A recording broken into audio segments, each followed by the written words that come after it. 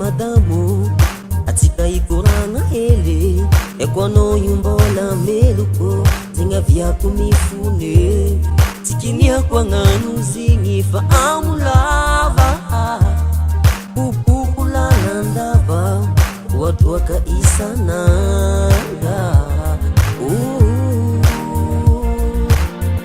osendraravagna miasa za mbola tsy mody mandeha mamonjy bara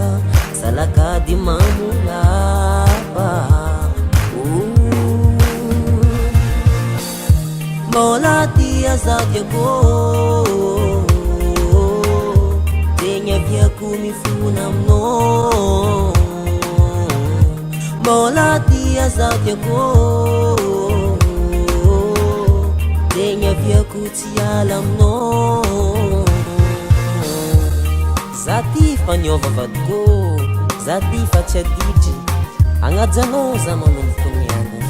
anao ny mbo tiako anao mitaizify oko anao mbo tsy miova fa amizay mbo mambolava iova za vadiko hitanao izy manomboky zo matokisa zao anao za fa iove tsy ho taramoty antragno salakady amolava anao ataoko miavaka ami viavy jiaby volagna zay raha tianao bebe volagna vavangeko mbola tia zadiako zegny aviako mifona aminao mbola tia zadiako zegny aviako tsy ala aminao natamaro magnange tsy ahita karahanao za satria anao sady miavaka amin'olo maro magnangy magnaja vady no sady be fitiavagna zegny tsy afoizako anao